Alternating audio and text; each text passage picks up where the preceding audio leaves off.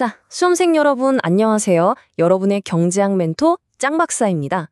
오늘은요, 시험에 정말 자주 나오는 거죠.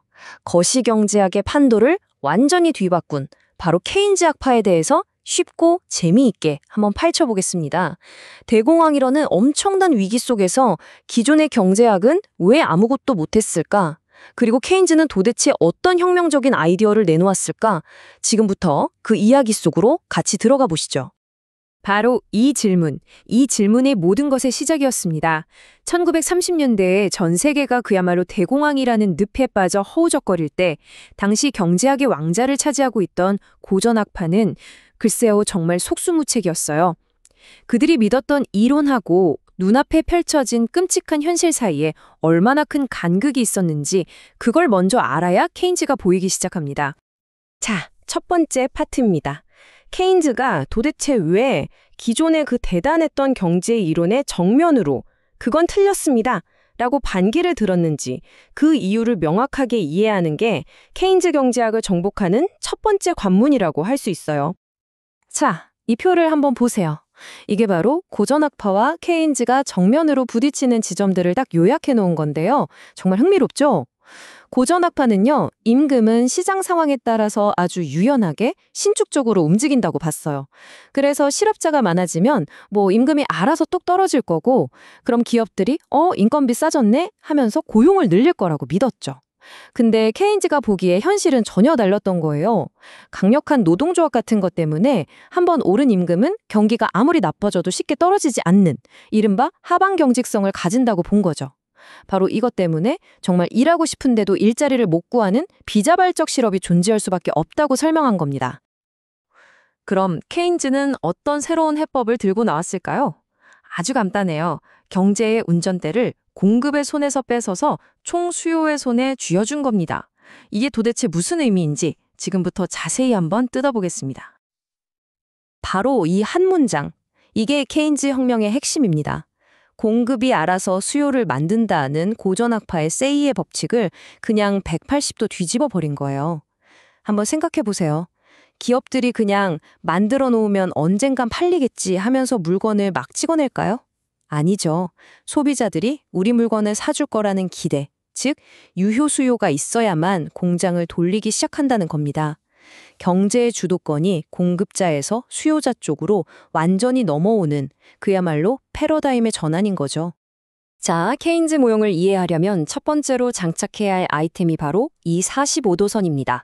어렵게 생각할 거 없어요. 이 선은요, 가로축의 생산과 세로축의 지출이 정확히 똑같은 지점들을 쭉 연결한 선이에요. 그러니까 만든 만큼 정확히 다 팔리는 이상적인 상태를 보여주는 기준선 같은 거죠. 케인즈는 대공황 시기에는 공장 설비도 남아돌고 실업자도 널렸으니까 누가 사려고만 한다면 얼마든지 만들어낼 수 있다고 봤어요. 그 무한한 공급 능력을 바로 이 45도선으로 표현한 겁니다. 자, 이 그래프 한번 보세요. 케인즈의 아이디어가 여기에 다 담겨 있습니다. 세로축이 총지출 AE, 가로축이 국민소득 Y예요.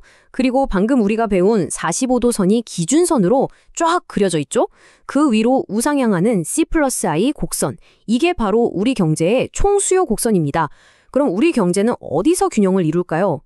네, 바로 저 이제로 지점입니다. 45도선과 총수요 곡선이 딱 만나는 바로 저 점에서 우리 경제의 균형 국민소득 수준인 Y제로가 결정되는 겁니다. 다른 데도 아니고 바로 저 지점이라는 게 핵심이에요.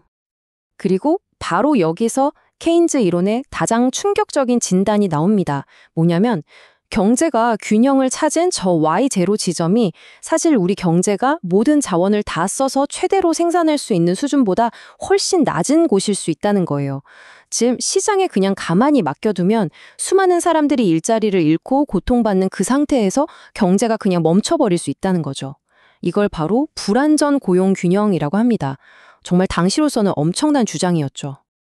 아니, 총수요가 이렇게 부족해서 경제가 멈춰버렸다면 그럼 이걸 어떻게 끌어올려야 할까요? 그냥 놔두면 불완전 고용에서 헤어나올 수가 없잖아요. 여기서 케인즈가 찾아낸 아주 강력한 무기가 등장합니다. 그 이름도 유명한 바로 승수 효과입니다. 자, 이 수식 화면 크게 띄워드릴게요. 이건 뭐 시험에 안 나오면 이상한 거죠. 별표 5개, 아니 10개 치고 가겠습니다. 여기서 델타 I는 정부나 기업이 처음 시작한 투자 증가분이에요. 이게 경제 전체의 소득 델타 Y를 얼마나 크게 만드는지를 보여주는 공식인데요. 저 분모에 있는 C, 이게 한계 소비 성향이라는 건데 쉽게 말해서 추가로 100원을 벌면 그중에 얼마를 쓰는지를 나타내는 비율이에요. 이 공식이 뭘 의미하냐면 처음에 누군가가 쓴 작은 돈이 경제 전체의 파도처럼 퍼져나가면서 몇 배나 더 큰 소득 증가를 만들어낸다는 걸 보여주는 겁니다. 이 그래프가 바로 그 승수 효과가 일어나는 과정을 눈으로 보여주는 겁니다. 자, 보세요. 처음에 정부가 델타 I만큼 투자를 딱 합니다. 1. 그럼 총수요 곡선이 그만큼 위로 점프하겠죠? 이 투자는 건설 노동자 같은 누군가의 소득이 될 거고요. 그 소득을 받은 사람은 그중 일부, C 델타 I를 가지고 마트에 가서 장을 보겠죠? 2. 그럼 그 돈은 마트 주인의 소득이 되고 마트 주인은 또 그 돈의 일부로 외식을 하고 3. 이런 식으로 지출이 소득으로 그 소득이 다시 지출로 이어지는 연쇄 반응이 계속 일어나면서 국민 소득이 결국 Y0에서 Y1으로 엄청나게 커지는 겁니다. 예를 한번 들어볼까요? 훨씬 쉬워져요.